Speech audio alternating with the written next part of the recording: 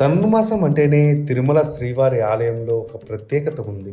శ్రీ శ్రీనివాసునికి అత్యంత ప్రీతికరమైన ధనుర్మాసంలో ప్రత్యేక పూజా నివేదనలు ఆలయంలో అర్చకులు నిర్వహిస్తారు. నిత్యం స్వామివారిని మేల్కొల్పే సుప్రభాత సేవకు బదులుగా తిరుప్పావై పఠనం చేస్తారు.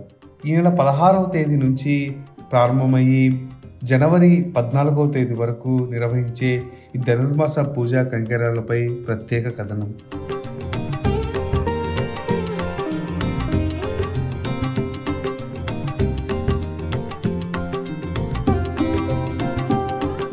అఖిలాండ కోటి బ్రహ్మాండ నాయకుణ్ణి ప్రతినిత్యం సుప్రభాత సేవతో మేల్కొల్పుతారు.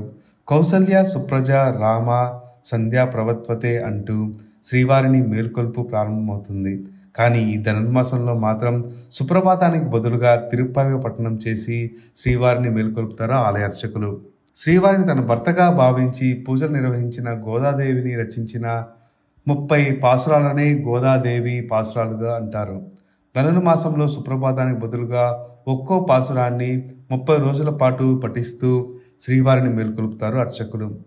నిత్యం ఈ నెల రోజుల పాటు నిర్వహించే సహస్రనామార్చనలో నిత్యం వినియోగించే తులసి దళాలకు బదులుగా బిల్వపత్రాలతో అర్చిస్తారు. మరోవైపు శ్రీవారికి ఏకాంత సేవను కూడా భోగ శ్రీనివాసమూర్తి కాకుండా శ్రీకృష్ణ భగవానికి ఈ నెల రోజుల పాటు నిర్వహించడం ఆనవాయితీ. ఇలా నెల రోజుల పాటు శ్రీవారి ఆలయంలో ప్రత్యేక పూజా నివేదన నిర్వహిస్తారు. పరమ భక్తురాలైన గోదాదేవి తరపున ఇప్పటికే బ్రహ్మోత్సవాలలో 5వ రోజు మోహిని అవతారం సందర్భంగా శ్రీనివాసునికి శ్రీవల్లి పుత్తూరులో అమ్మవారికి అలంకరించిన పూలమాలలు, చిలుకలతో పాటు గరుడ సేవలు అలంకరించే తులసి మాలలు స్వామివారికి సమర్పిస్తారు. ఇక ధనుర్మాసంలో నెల రోజుల పాటు గోదాదేవి రాసిన పాసురాలను పఠించడం అనాది కాలంగా వస్తున్న సాంప్రదాయం. తిరిగి జనవరి 14వ తేదీన సుప్రభాత సేవను పునరుద్ధరిస్తారు. ధనుర్మాసం ప్రారంభం సందర్భంగా ఈ నెల 16వ తేదీ నుంచి ధనుర్మాసం ప్రారంభమవుతుంది.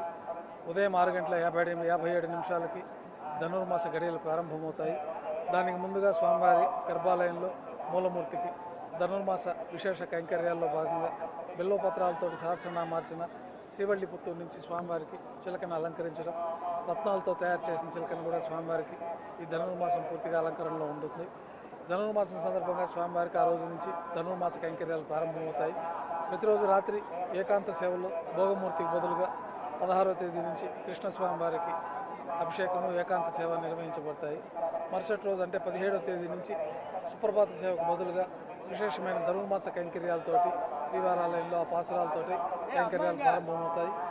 ఈ కైంకర్యాల్లో భాగంగా మూలమూర్తికి విశేషంగా బిల్వపత్రాలతోటి సహస్రనామార్చన నిర్వహించడం, ప్రత్యేకంగా శ్రీవల్లి పుత్తూరు నుంచి తీసుకొచ్చిన చిలకని స్వామివారికి అలంకరించడం, ధనుర్మాస కైంకర్యాల్లో భాగంగా ఆరాధనలో స్వామివారికి నైవేద్యంగా పొంగలి, సీర, సుండలి మొదలైన బెల్లం దోశ మొదలైన ప్రత్యేకమైన ప్రసాదాలను నైవేద్యంగా సమర్పించడం, సాత్మలతోటి ధనుర్మాస కైంకర్యాలు పూర్తయిపోయి నిత్య కైంకర్యాలు యథావిధిగా భోగ శ్రీనివాసమూర్తి అభిషేకము, తోమాల సేవతో ప్రారంభమవుతాయి.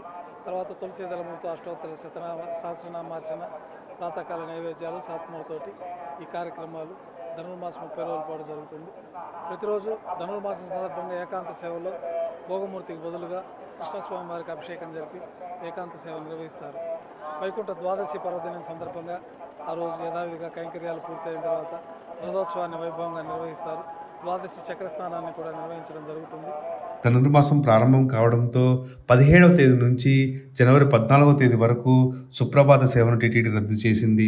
నెల రోజుల పాటు సుప్రభాత సేవ టికెట్లను సైతం టీటీడీ రద్దు చేసింది. తిరుప్పావైను ఏకాంతంగా బంగారు వాకిలి వద్ద పఠించనున్నారు వేద పండితులు.